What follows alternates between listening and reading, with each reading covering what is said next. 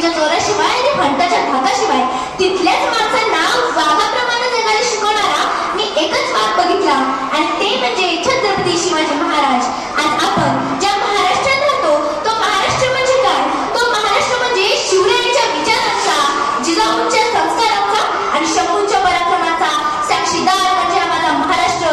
कष्टकरी शेतकऱ्यांचा, दीनदलितांचा, 105 हुतात्म्यांच्या बलिदानाचा आणि दिल्लीच्या तख्तालाही घाम फोडणाऱ्या जिगरबाज मावळ्यांचा हा महाराष्ट्र, जिगरबाज मावळ्यांचा हा महाराष्ट्र. आणि याच महाराष्ट्राच्या मातीत 19 फेब्रुवारी 1630 रोजी एक रत्न जन्माला आले, आणि ते म्हणजे छत्रपती शिवाजी महाराज. छत्रपती शिवाजी महाराजांनी त्यांच्या आयुष्यामध्ये नेहमी वस्तू वापरल्या आणि माणसं जपली, परंतु आपण मात्र माणसं वापरतो आणि वस्तू जपतो. त्यांनी त्यांच्या दूरदृष्टिकोनाने भारताच्या इतिहासावर आपल्या सुवर्ण अक्षरांनी इतिहास लिहिला. त्यांची ऐकलेली प्रत्येक गोष्ट आपल्या मनामध्ये ठासून ठेवलेली असते. आणि असाच एक प्रसंग मला तुम्हाला सांगावासा वाटतो. ज्यावेळी छत्रपती शिवाजी महाराजांनी शाहिस्तेखानाची बोटे छाटली लहान महाराज, त्यावेळी त्या शाहिस्तेखानाची बहीण पळत पळत येते आणि त्या शाहिस्तेखानाला म्हणते, तुझी भाची सापडत नाहीये.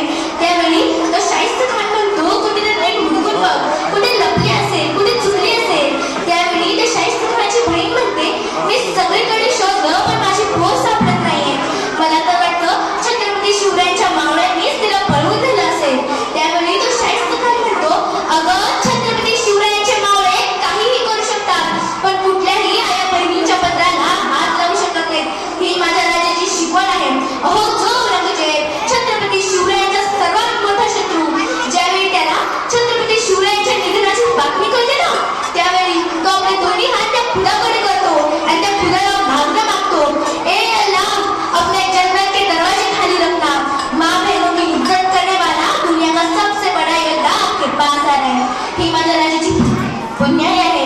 म्हणूनच तर मला असं वाटतं, जे छत्रपती शिवरायांनी केले ते जगाने कधीच केले नाही, आणि जे जगाने केले ते छत्रपती शिवरायांनी कधीच केले नाही.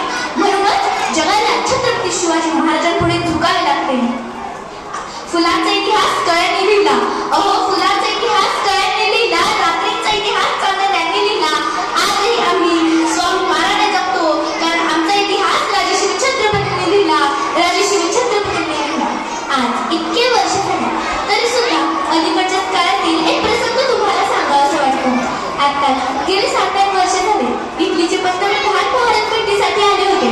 तेव्हा त्यांना काही क्लिष्ट प्रश्न विचारला, तुम्हाला प्रेमाचं प्रतीक असणारं ताजमहाल पाहायचं की सोन्याचं प्रतीक असणारं गोल्डन टेम्पल बघायचं?